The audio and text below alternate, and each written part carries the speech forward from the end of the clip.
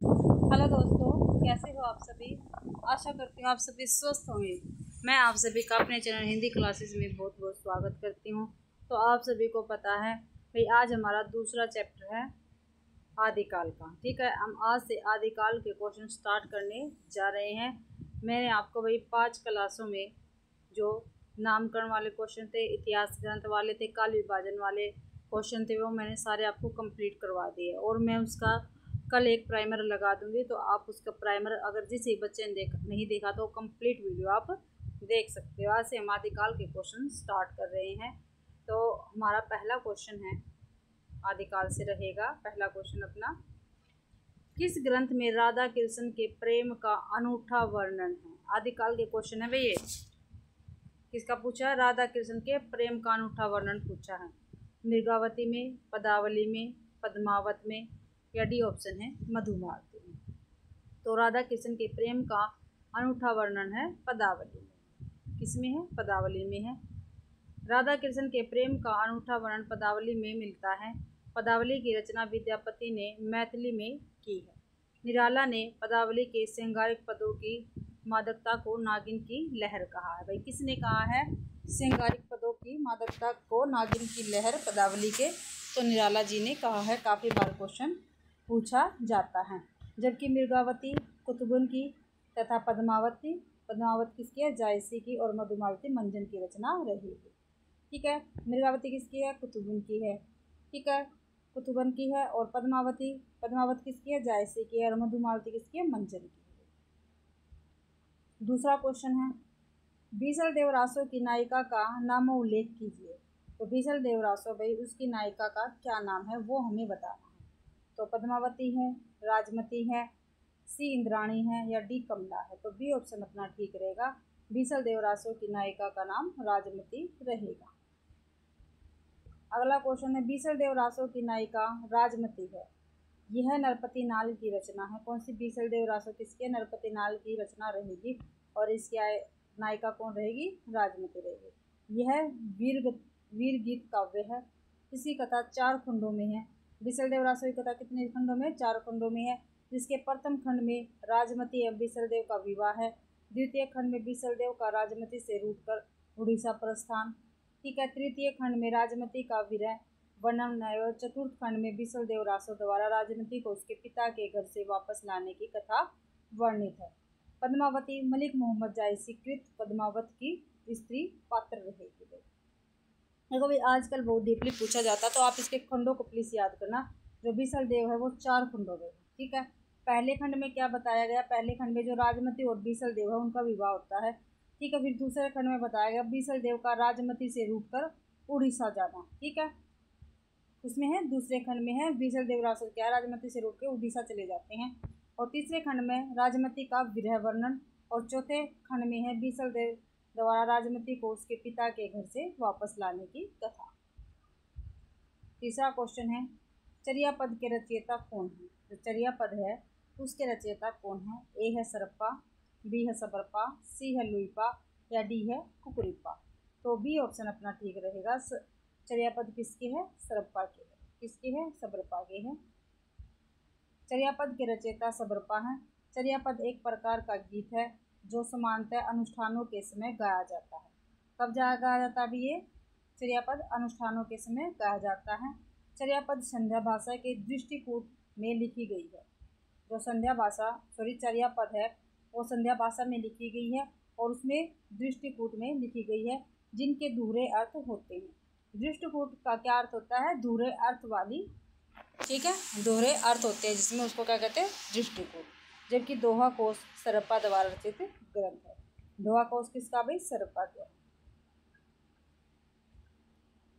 Fourth question है, फिर चित्तौड़ ने आव्यू सावन पहली तीज, जोवे बाट बिरहनी खिण खिण आने कीज, संदेशो पिण साहिबा पाछो फिरिए न दे, पंछी घायला पिंजरे छूटर रो संदेश। तो उक्त पंक्तियाँ किसकी रचना है? तो उक्त पंक्तियाँ भाई जो है वो किसकी रचना से ली गई है? तो करकंगड़ चिड़ियू, बी है खुमान रासो, सी है डोला मारूरा दूहा, या डी है पद्मावत। तो बी ऑप्शन अपना ठीक रहेगा, खुमान रासो से ये ली गई है भाई। ठीक है। प्यू चितौड़ आविक सावन पहली तीज छूटन रोज संदेशरा। ठीक है, तो किसकी है ये भाई, किसकी है, कुमार रासो की पंक्तियाँ रहेगी। ठीक है, और कुमार रासो प्रबंध काव्य है। क्या है कुमार रासो, एक प्रबंध काव्य है और इसके रचयिता कौन है, दलपति विजय है। पद्मावत जायसी द्वारा और करकंड चरित्र ये कणकान मरणमुनि द्वारा और ढोला मारूरा दुआ है कल्लोल द्वारा रचित है। नेक्स्ट क्वेश्चन है भाई इसका 5वां, जयचंद्र प्रकाश के रचयिता कौन। जो जयचंद्र प्रकाश है उसके रचयिता कौन है, जगनिक है, भट्ट-केदार है, श्रीधर है या नरपति नाल्य है। तो जयचंद्र प्रकाश के है भट्ट-केदार। कौन है, भट्ट-केदार रचयिता, बी ऑप्शन अपना ठीक रहेगा। जयचंद्र प्रकाश के रचनाकार भट्ट-केदार है। निम्नलिखित रचनाकारों की रचना इस प्रकार है। रचनाकार और रचनाएं जगनिक परमार रासो, श्रीधर रणमलचंद, सी नरपति नाल, बीसलदेव रासो। छठा क्वेश्चन है भाई अपना, सिद्धों और योगियों की रचनाओं के संदर्भ में यह कथन किसका है। किसके भाई, सिद्धियों और योगियों की रचनाओं के संदर्भ में पूछा है कि उनकी रचनाओं का जीवन की स्वाभाविक सारणियों, अनुभूतियों और दशाओं से कोई संबंध नहीं है, वे सांप्रदायिक शिक्षा मात्र हैं, अतः शुद्ध साहित्य की कोटि में नहीं आ सकते। ठीक है, तो किसने कहा, ये रामचंद्र शुक्ल जी का कथन रहेगा। किसका भी, रामचंद्र शुक्ल जी का कथन रहेगा। देखते हैं, उनकी रचनाओं का जीवन की स्वाभाविक सारणियों, अनुभूतियों और दशाओं से कोई संबंध नहीं है, वह सांप्रदायिक शिक्षा मात्र है, अतः शुद्ध साहित्य की कोटि में नहीं आ सकते। सिद्धों और योगियों की रचनाओं के संदर्भ में उक्त कथन आचार्य रामचंद्र शुक्ल जी का है। यह कथन आचार्य शुक्ल ने अपने हिंदी साहित्य का इतिहास 1929 ईस्वी नामक ग्रंथ में कहा है। 7वां क्वेश्चन है, कुमारपाल प्रतिबोध। जो कुमारपाल प्रतिबोध है किसकी रचना है, ये है भाई, ए ऑप्शन है सोमप्रभ सूरी की, बी है हेमचंद्र सूरी की, सी है सारंगधर की, डी है मेरुतुंग की। तो ए ऑप्शन अपना ठीक रहेगा, सोमप्रभ सूरी की रचना है कुमारपाल प्रतिबोध। कुमारपाल प्रतिबोध सोमप्रभ सूरी की रचना है। सोमप्रभु सूरी गुजरात के प्रसिद्ध जैन साधु थे जिनका आविर्भाव 1252 विक्रम संवत में माना जाता है। निम्नलिखित रचना में हम रचनाकार हैं। कुमारपाल चरित्र हेमचंद्र सूरी की है, हमीर रासो सारंगधर की है, प्रबंध चिंतामणि मेरुतुंग की है। भाई संदेश रासक के लेखक कौन है। जो संदेश रासक रचना उसके लेखक पूछा गया भाई कौन है, वो हमें बताने हैं। तो ए नरपति नाल, बी अब्दुल रहमान, सी चंद्र बरदाई या डी जगनी। तो बी ऑप्शन अपना ठीक है, संदेश रासक के लेखक कौन है, अब्दुल रहमान है। अब्दुल रहमान द्वारा लिखित संदेश रासक पहला धर्मेंद्र रास ग्रंथ है, एक पेपर में पूछे जाते हैं, वही है आपके लिए। ठीक है, संदेश रासक क्या है, पहला धर्मेंद्र रास ग्रंथ है। देसी भाषा में किसी मुसलमान द्वारा लिखित प्रथम काव्य ग्रंथ क्या है, संदेश रासक है। ठीक है, मुसलमान द्वारा लिखित क्या है, प्रथम काव्य ग्रंथ है और देसी भाषा में ये लिखा गया है संदेश रासक, और अब्दुल रहमान ने ये लिखा था। आगे है, संदेश रासक एक खंड काव्य है। कैसा है संदेश रासक, एक खंड काव्य है भाई। ठीक है, जिसमें विक्रमपुर की एक वियोगिनी के विरह की कथा का वर्णित है। किसका, विक्रमपुर की एक वियोगिनी के विरह की कथा का वर्णित किया गया है। ठीक है, नरपति नानल ने बीसलदेव रासो नामक रासो ग्रंथ की रचना की है। जो नरपति नाल है उन्होंने बीसलदेव रासो की रचना की है। चंद्र बरदाई ने पृथ्वीराज रासो की नामक ग्रंथ की रचना की है। और परमार रासो किसकी है, जगनिक की रहेगी। और परमार रासो का दूसरा नाम क्या है, आला खंड। 9वां क्वेश्चन है, विद्यापति की पदावली मैथिली हिंदी में रचित होने पर भी निम्नलिखित में से किससे प्रभावित है। ठीक है, जो विद्यापति की पदावली है वो मैथिली भाषा में रचित है। ठीक है, और मैथिली भाषा में रचित होने पर भी कौन सी भाषा से प्रभावित है ये हमें बताना है। बांग्ला, मराठी, बिहारी, उड़िया। तो ये भी बांग्ला भाषा से प्रभावित है। ठीक है, मैथिली की विद्यापति की पदावली और मैथिली हिंदी में रचित होने पर भी बांग्ला भाषा से प्रभावित है। विद्यापति शैव संप्रदाय के कवि थे। कैसे थे विद्यापति, शैव संप्रदाय के कवि थे। भाषा की दृष्टि से विद्यापति द्वारा रचित ग्रंथ निम्नलिखित है। देखते हैं भाई, संस्कृत और अवध और मैथिली 3 भाषाओं में इन्होंने ग्रंथ लिखे हैं अपने। संस्कृत के देखते हैं, शैव शैव सर्वस्व सार, गंगा वाक्यावली, भू परिक्रमा, दान वाक्यावली, विभाव सार, लिखनावली, दुर्गा भक्त तरंगिणी। ये तो संस्कृत भाषा के हैं इनके। ठीक है, अवध के है कीर्तिलता, कीर्ति पताका। मैथिली के है पदावली और गोरक्ष विजय। देखते हैं, बच्चन सिंह ने विद्यापति को जातीय कवि कहा। तो बच्चन सिंह ने विद्यापति को क्या कहा भाई? जातीय कवि कहा है। हजारी प्रसाद द्विवेदी ने विद्यापति को श्रृंगार रस के सिद्ध वाक कवि कहा है। हजारी प्रसाद द्विवेदी ने भी विद्यापति को क्या कहा? श्रृंगार रस के सिद्ध वाक कवि कहा है।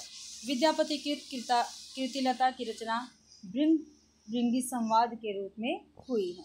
या भी जो कीर्तिलता है उसकी रचना भृंगी संवाद के रूप में हुई है। 10वां क्वेश्चन है, काफ़ी महत्वपूर्ण है, काफ़ी बार पेपर में पूछा गया है। भला हुआ जो मारिया बहनी हमारा कंतु, लज्जे तू वैंसिहु भगिया, जय भगिया घरू अंतु। ये पंक्तियाँ इनमें से किस कवि की हैं? या भी भला हुआ जो मारिया बहनी हमारा कंतु, काफ़ी महत्वपूर्ण पंक्तियाँ हैं। तो सारंगधर की है, सोमप्रभ सूरी की है, कणप्पा की है या हेमचंद्र की है? तो हेमचंद्र की पंक्तियाँ रहेंगी। डी ऑप्शन अपना ठीक रहेगा। देखते हैं, भला हुआ जो घर एंड मारा हमारा कंतु, प्रसिद्ध पंक्तियाँ किसकी रचनाकार? हेमचंद्र की है। हेमचंद्र गुजरात के सोलंकी राजा सिद्धराज जयसिंह और उनके भतीजे कुमारपाल के राज दरबार में रहते हैं। हेमचंद्र क्या थे? प्रसिद्ध जैनाचार्य हैं और इनके व्याकरण ग्रंथ का नाम है सिद्ध हेमचंद्र शब्दानुशासन। हेमचंद्र का यह व्याकरण सिद्ध हेम नाम से प्रसिद्ध है भाई। अगला क्वेश्चन है,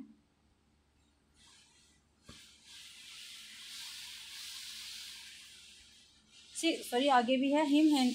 सिद्ध हेम में संस्कृत, प्राकृत और अपभ्रंश तीनों का समावेश किया है।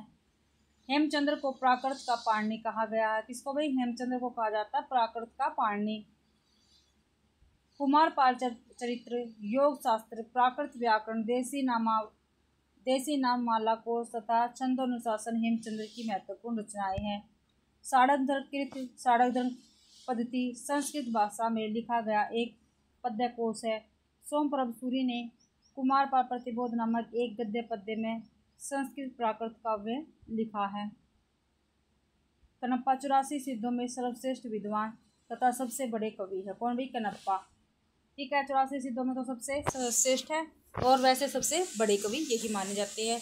कणप्पा के गुरु का नाम जालंधरपा था। ये बिहार के सोमपुरी नामक स्थान पर रहते थे। 11वां क्वेश्चन है भाई, आदिकाल को चारण काल इनमें से किस साहित्य इतिहासकार ने कहा है? ये मैंने आपको पिछली क्लास में करवा दिया है, तो आप बताएंगे। पहला शिव सिंह सेंगर ने, बी मिश्र बंधुओं ने, सी राम कुमार वर्मा ने या डी डॉक्टर मोहन अवस्थी ने? तो भाई सी ऑप्शन अपना ठीक है, डॉक्टर राम कुमार वर्मा ने आदिकाल को चारण काल कहा है। देखते हैं, आदिकाल को चारण काल डॉक्टर राम कुमार वर्मा ने कहा है। डॉक्टर राम कुमार वर्मा ने हिंदी साहित्य का आलोचनात्मक इतिहास 1938 ईस्वी में नामक इतिहास ग्रंथ लिखा। डॉक्टर राम कुमार वर्मा ने आदिकाल को संधि एवं चारण काल कहा है।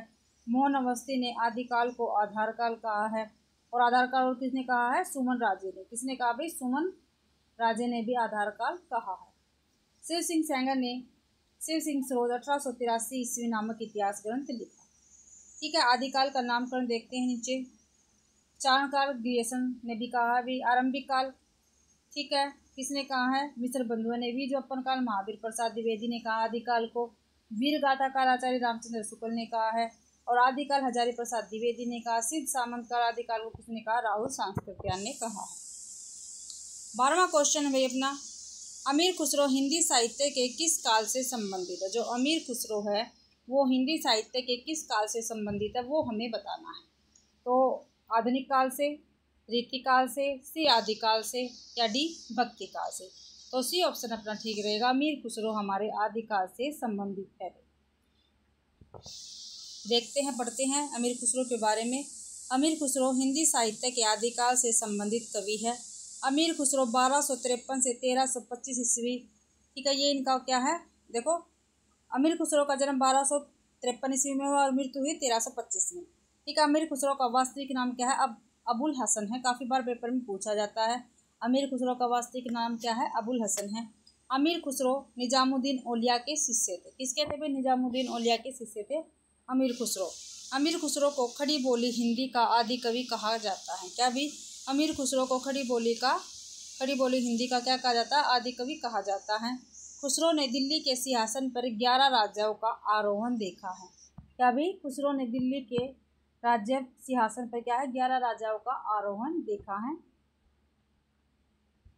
डॉक्टर ईश्वरी प्रसाद ने अमीर खुसरो को महाकवि या कवियों में राजकुमार की संज्ञा दी है। क्या भी? डॉक्टर ईश्वरी प्रसाद ने अमीर खुसरो को महाकवि या कवियों में राजकुमार की संज्ञा दी है। विद्वानों ने अमीर खुसरो द्वारा रचित ग्रंथों की संख्या 100 बताई है। इनके प्रमुख ग्रंथ निम्नलिखित है: 1 खालिक बारी, 2 पहेलियाँ, 3 मुकरिया, 4 दो सुकने और 5वीं गजल। नेक्स्ट क्वेश्चन है, दान वाक्यावली के रचनाकार कौन है? अभी ऊपर देखा ना दान वाक्यावली के रचनाकार कौन है? विद्यापति है, बी भूषण है, सी जयदेव है या डी पद्माकर है? तो ए ऑप्शन अपना ठीक रहेगा। ए ऑप्शन क्या है? विद्यापति दान वाक्यावली के रचनाकार रहेंगे। दान वाक्यावली के रचनाकार विद्यापति हैं। ठीक है। विद्यापति के गुरु का नाम पंडित हरि मिश्र तथा कौन था? पंडित, देखो विद्यापति जो है इनके गुरु का नाम क्या था? पंडित हरि मिश्र था तथा ये बिहार प्रांत के दरभंगा जिले के विपसी नामक गांव में रहते थे। विद्यापति तिरहुत के राजा शिव सिंह और कीर्ति सिंह के दरबारी कवि थे। किसके दरबारी कवि थे पूछा जाता है भाई? विद्यापति तिरहुत के राजा शिव सिंह, तिरहुत के राजा है, और कीर्ति सिंह के दरबारी थे, कवि थे भाई। विद्यापति द्वारा रचित है दान वाक्यावली एक संस्कृत ग्रंथ है जिसमें इन्होंने राजा शिव सिंह की वीरता एवं उदारता का वर्णन किया है। क्या भाई? दान वाक्यावली में क्या है? जो विद्यापति जी हैं इन्होंने राजा शिव सिंह की वीरता एवं उदारता का वर्णन किया है। विद्यापति के अन्य संस्कृत ग्रंथ निम्नलिखित है: शेष, सरवसार और गंगा वाक्यावली। विद्यापति ने मैथिली भाषा में पदावली, गोरक्ष विजय क्या है? नाटक है कि इनकी रचना की थी। कीर्तिलता, कीर्तिपताका अवध भाषा में रचित विद्यापति की प्रमुख रचनाएं हैं। डॉक्टर बच्चन सिंह ने विद्यापति को जातीय कवि कहा है। सूर्यकांत त्रिपाठी निराला ने पदावली के श्रृंगारिक पदों की मादकता को नागिन की लहर कहा है। विद्यापति शैव संप्रदाय के कवि थे वही।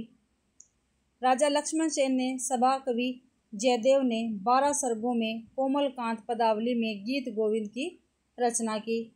पद्माकर ने प्रबोध पचासा, गंगा लहरी, राम रसायन जैसे ग्रंथों की रचना की है भाई। और पद्माकर क्या है? रीतिकालीन कवि है।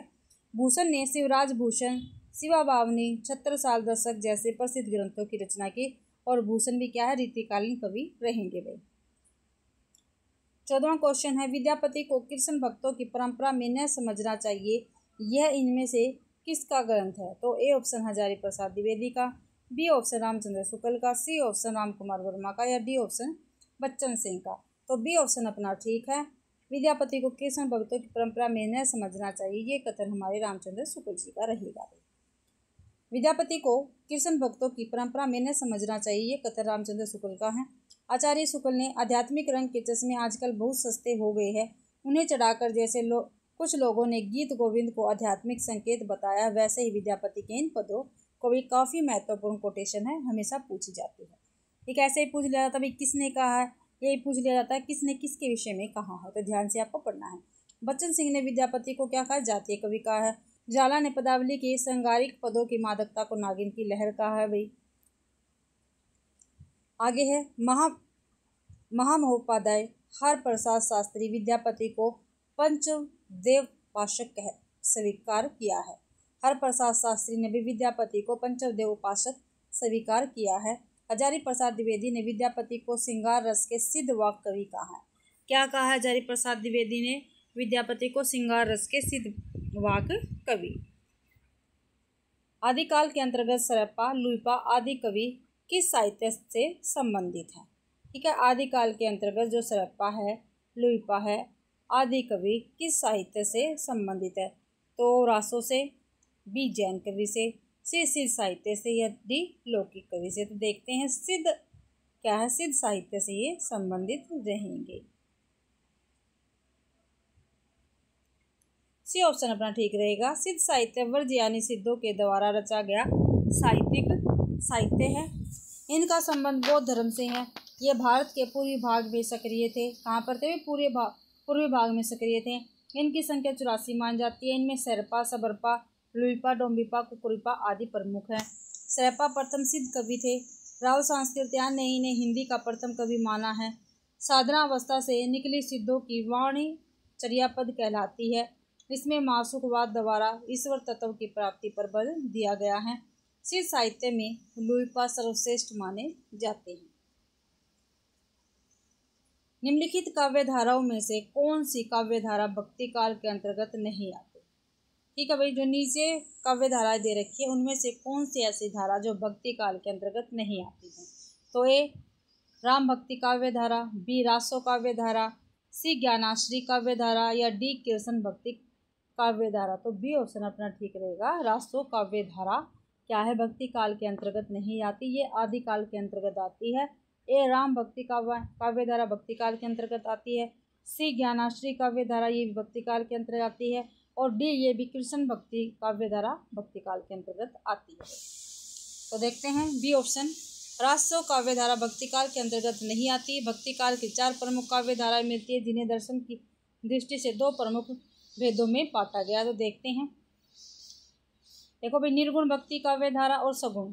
ठीक है, ये 2 भक्ति काल के अंतर्गत काव्य धाराएं चलती हैं। ठीक है, पहली है निर्गुण भक्ति काव्य धारा और सगुण भक्ति शाखा। तो निर्गुण के अंतर्गत 2 आती है, ज्ञानाश्री शाखा और प्रेमाश्री शाखा। ठीक है, दूसरी है सगुण भक्ति शाखा। इसके अंतर्गत आती है राम भक्ति काव्य और सगुण के अंतर्गत दूसरी आती है कृष्ण भक्ति काव्य। सॉरी भाई, रासो काव्य धारा हिंदी साहित्य के आदिकाल से संबंधित है। इसमें अधिकतर वीर गाथाएं ही है जो डिंगल भाषा में लिखी गई है। किसमें भी? रासो काव्य धारा में।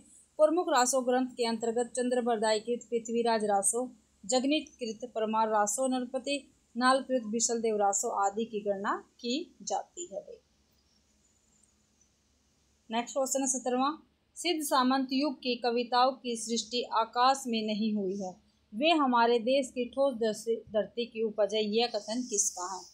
तो ए ऑप्शन रामचंद्र शुक्ल का, बी हजारी प्रसाद द्विवेदी का, सी मिश्र बंधु का, डी राहुल सांस्कृत्यायन का। तो डी ऑप्शन अपना ठीक रहेगा। 17वें क्वेश्चन का देखते हैं यहाँ पे। सिद्ध सामंत युग की कविताओं की सृष्टि आकाश में नहीं हुई, वे हमारे देश की ठोस धरती की उपज है, उक्त कथन महापंडित राहुल सांस्कृत्यायन का है। सिद्ध साहित्य श्रृंगार एवं शांत रस का दोहा, चौपाई आदि छंदों में व्यक्त करता है। सिद्धों की रचनाएं प्रमुखतः दोहा कोश एवं चर्यापद आदि 2 रूपों में प्राप्त है भाई। ठीक है, किस किस में? दोहा कोश और चर्यापद में प्राप्त है सिद्धों की रचनाएं। सिद्ध साहित्य की प्रमुख विशेषता है वेद, उपनिषद, यज्ञ आदि का विरोध, योग द्वारा ब्रह्म की प्राप्ति, योग द्वारा ब्रह्म की प्राप्ति, ईश्वर प्राप्ति गुरु द्वारा संभव आदि वे। भाषा में अपभ्रंश मिश्रित देसी भाषा का प्रयोग तथा डिंगल और पिंगल भाषा का भी प्रयोग किया जाता है। माया मोह का खंडन और त्याग आवश्यक है वे। तो ये सिद्ध साहित्य के अंतर्गत आते हैं। 18वां क्वेश्चन है, जिस साहित्य में केवल धार्मिक उपदेश हो उससे वह साहित्य निश्चित रूप से भिन्न है जिसमें धर्म भावना प्रेरक शक्ति के रूप में काम कर रही हो। धार्मिक साहित्य होने मात्र से कोई रचना साहित्यिक कोटि से अलग नहीं की जा सकती, यह कथन किसका है? ठीक है, तो ये कथन देखते हैं भाई किसका है। तो ऑप्शन यहाँ पे हमारे ए हजारी प्रसाद द्विवेदी का, बी रामचंद्र शुक्ल का, सी राम कुमार वर्मा का, या डी मिश्र बंधुओं का। तो ए ऑप्शन अपना ठीक रहेगा, हजारी प्रसाद द्विवेदी का।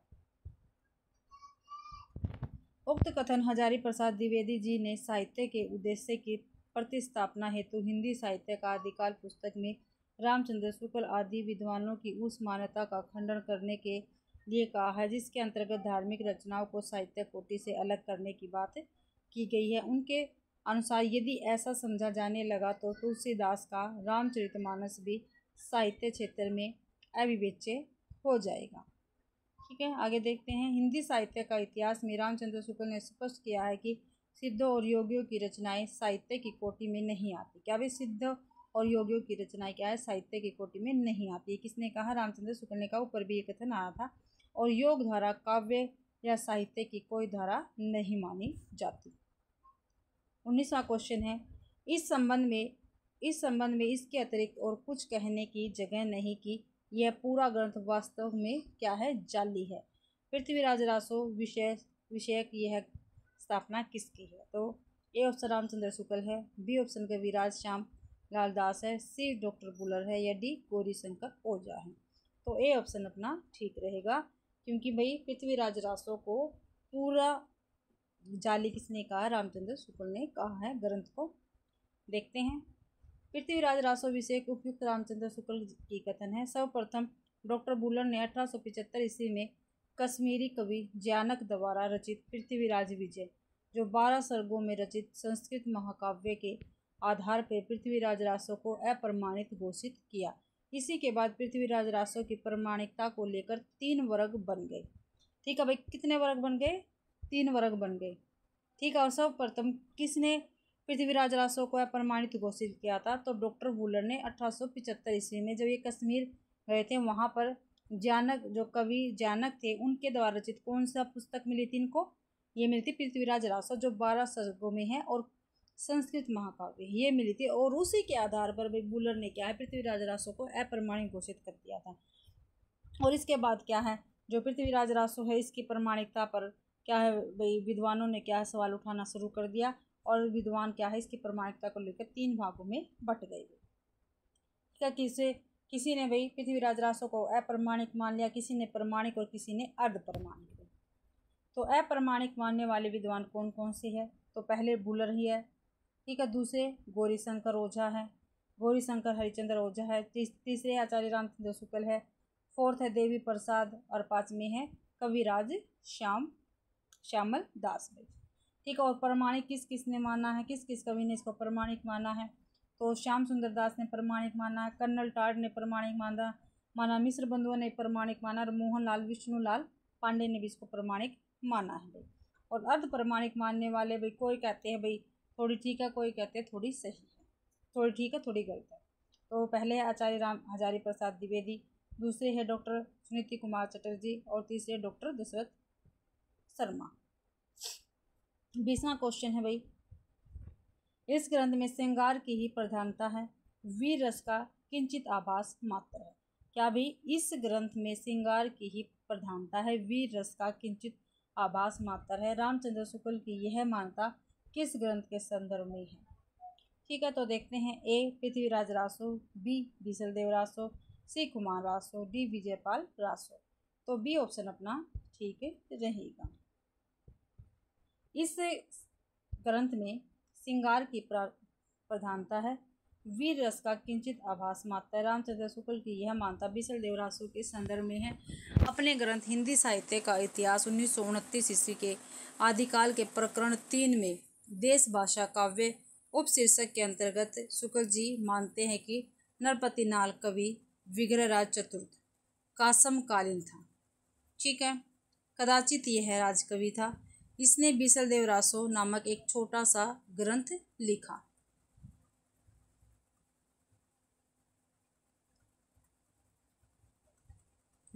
जो वीर गीत के रूप में है। बीसलदेव रासो में 4 खंड है। नाल के इस बीसलदेव रासो में जैसा कि होना चाहिए था, न तो उक्त वीर राजा की ऐतिहासिक चढ़ाइयों का वर्णन किया गया है, न उसके शौर्य पराक्रम का। इस प्रकार इस ग्रंथ में श्रृंगार की प्रधानता है, वीर रस का किंचित आभास मात्र है। ये रामचंद्र शुक्ल जी ने कहा है। ठीक है, पृथ्वीराज रासो किसकी रचना है? चंद्रबरदाई की। बीसलदेव रासो नरपति नाल की। खुमान रासो दलपति विजय की। विजयपाल रासो ये नल्ले सिंह की है। 21वां क्वेश्चन देखते हैं भाई, वे सांप्रदायिक शिक्षा मात्र है, अतः शुद्ध साहित्य की कोटि में नहीं आ सकते। सिद्धों नाथों योगियों की रचनाओं के विषय में यह किसका मत है? तो अभी ऊपर भी हमने देखा है, तो ये ए ऑप्शन जॉर्ज ग्रियर्सन का है, बी डॉक्टर नगेंद्र का है, सी रामचंद्र शुक्ल का है, या डी मिश्र बंधुओं का। तो सी ऑप्शन अपना ठीक रहेगा, ये रामचंद्र शुक्ल जी का कथन रहेगा भाई। वे सांप्रदायिक शिक्षा मात्र है, अतः शुद्ध साहित्य की कोटि में नहीं आ सकती। सिद्धों नाथों योगियों की रचनाओं के विषय में यह मत आचार्य रामचंद्र शुक्ल का है। आचार्य रामचंद्र शुक्ल का मानना है कि सिद्धों, नाथों और योगियों की रचनाएं तांत्रिक विद्वान, योग साधना, आत्म निग्रह, भीतरी चक्रों, अंतर्मुख साधना के महत्व इत्यादि की सांप्रदायिक शिक्षा मात्र है। जीवन की स्वाभाविक अनुभूतियों और दशाओं से उनका कोई संबंध नहीं है, अतः वे शुद्ध साहित्य के अंतर्गत नहीं आती। उनको उसी रूप में ग्रहण करना चाहिए जिस रूप में ज्योतिष, आयुर्वेद आदि के ग्रंथ है। 22वां क्वेश्चन है, राउल बेल के विषय में कौन सा तथ्य सही नहीं है? तो ए ऑप्शन, इसका रचयिता रोड़ा नामक कवि माना जाता भी नहीं है, ये पूछा, ये बिल्कुल ठीक है। यह मूलतः एक शिलांकित रचना, बिल्कुल ठीक है, शिला पर लिखी हुई भैया कौन? राउल बेल। यह गद्य पद्य मिश्रित चंपू का, ये भी बिल्कुल ठीक है। इसमें राउल नामक नायक का शौर्य वर्णन किया गया है, ये क्या है? गलत है। डी ऑप्शन अपना ठीक गलत रहेगा, यानी इस क्वेश्चन का डी ऑप्शन ठीक है। ठीक है, तो देखते हैं राउल बेल या राउल बेली। यह 10वीं सदी ईस्वी के कवि रोड़ा की रचना मानी जाती है।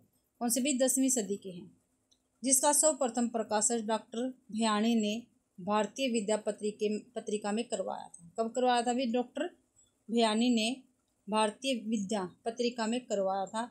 यह एक शिलांकित कृति है। इन शिलाओं पर यह लिखी गई है वह मध्य प्रदेश के मालवा क्षेत्र धार जिले से प्राप्त हुई है और वर्तमान में मुंबई के प्रिंस ऑफ वेल्स संग्रह में सुरक्षित रखी हुई है। क्या भी? प्रिंस ऑफ वेल्स संग्रह में सुरक्षित रखी हुई है। यह हिंदी, कैसे भी देखो घुमा के पेपर पूछा जा सकता है, अगर हम इन रचनाओं के बारे में थोड़ा डीपली जान ले तो हमको अच्छा रहेगा। यह हिंदी का प्रथम चंपू काव्य कृति मानी जाती है।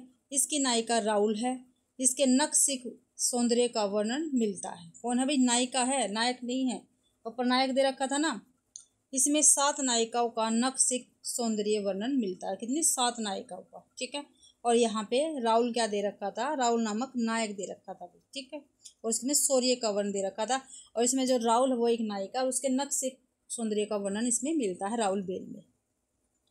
अगला क्वेश्चन है, इतिहासकारों द्वारा मान्य हिंदी का प्रथम कवि को सुसंगत कीजिए। तो शिव सिंह सेंगर, राम कुमार वर्मा, राउल सांस्कृत्यायन, गणपति चंद्र गुप्त है, इधर स्वयंभू, शरदपाद, शालिभद्र सूरी, पुष्पदन। तो हम इसको सीधा ही मिलान कर लेंगे। तो देखते हैं हिंदी के प्रथम कवि को स्वीकारने के संबंध में इतिहासकारों के विभिन्न मत देखते हैं हम।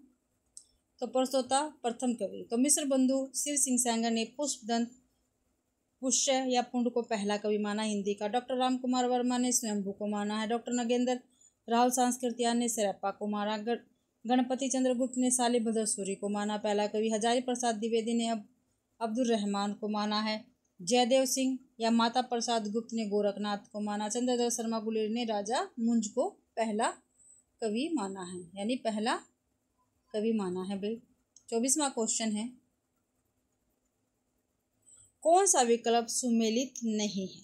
ठीक है, जो नहीं है वो हमें बताना। सावकाचार देवसेन की बिल्कुल ठीक है। नेमिनाथ रास सुमिति गणी की बिल्कुल ठीक है। बरतेश्वर बाहुबली शालिभद्र सूरी की है। तो रेवंत गिरिराज जिनधन सूरी की नहीं है भाई। ये किसके? विजय सेन सूरी का काव्य रहेगा। डी ऑप्शन ठीक रहेगा, यानी डी ऑप्शन गलत है। यहाँ देखते हैं, रेवंत गिरिराज 1231 ईस्वी की रचना है और विजय सेन सूरी का काव्य ग्रंथ है। कवि एवं रचनाकार का सही सुमेलन यहाँ पे है, देखते हैं। सावकाचार देवसेन की, नेमिनाथ राज सुमिति गणी की, बरतेश्वर बाहुबली राज शालिभद्र सूरी की और रेवंत गिरिराज ये विजय सेन सूरी की रचना रहेगी। 25वां क्वेश्चन है, सिरप्पा से संबंधित कौन से तथ्य सही नहीं है? ठीक है, सही नहीं है वो हमें बताना है। वैशिष्ट साहित्य के प्रारंभकर्ता थे, बिल्कुल ठीक है। दोहा कोश उनकी प्रसिद्ध रचना है, बिल्कुल ठीक है सिरप्पा की। उनकी भाषा सरल सीधी सरल मानी जाती है, ये क्या है? गलत है। उन्होंने अंत साधना पर जोर देते हुए पंडितों को फटकार लगाई, बिल्कुल ठीक है। तो सी ऑप्शन इसमें गलत है और सभी ठीक है भाई। तो अपने क्वेश्चन का सी आंसर बिल्कुल ठीक रहेगा। दिए गए तथ्यों में से तथ्य उनकी भाषा सर्वत्र सीधी सरल मानी जाती है, यही सही नहीं है। सिरप्पा सिद्ध साहित्य के प्रारंभकर्ता माने जाते हैं। राव सांस्कृत्यायन इन्हें हिंदी का प्रथम कवि मानते हैं। इनका समय 8वीं शताब्दी माना जाता है। इनका मूल नाम राहुल भद्र था। ये पाल शासक पाल के समकालीन थे। किसके भाई? पाल शासक जो धर्मपाल थे उनके समकालीन थे। दोहा कोश इनकी प्रसिद्ध रचना है। दोहा कोश को पढ़ने से कभी कभी यह भ्रम हो सकता है कि इनकी कविता में सपाट बयान, लेकिन इनका अर्थ सरल नहीं है। साधारण प्रतीत होने वाले दोहों के भीतरी शास्त्रीय अर्थ छिपा हुआ है। जब साधारण से प्रतीत होने वाले दोहे हैं उनके अंदर क्या है? भीतरी अर्थ, भीतर क्या है? शास्त्रीय अर्थ छिपा हुआ है भाई। तो आज अपनी क्लास के जो 25 क्वेश्चन है वो कंप्लीट होते हैं। ठीक है भाई, आशा करती हूँ आप सभी को ये क्लास पसंद आई होगी। अगर आप सभी को ये क्लास पसंद आती है तो प्लीज़ मेरी वीडियो को ज़्यादा से ज़्यादा शेयर कीजिए। ठीक है, लाइक कीजिए और कमेंट करना तो आप बिल्कुल भी ना भूलें। इसी से मुझको पता चलता भी आपको मेरी क्लासें पसंद आती है या नहीं भाई। और मेरा चैनल नया तो प्लीज़ मेरे चैनल को भी सब्सक्राइब ज़रूर करें।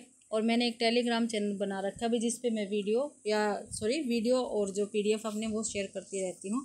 तो प्लीज़ आप उसको भी ज्वाइन ज़रूर करें। ठीक है भाई, आप सभी का मेरी क्लास देखने के लिए बहुत बहुत धन्यवाद।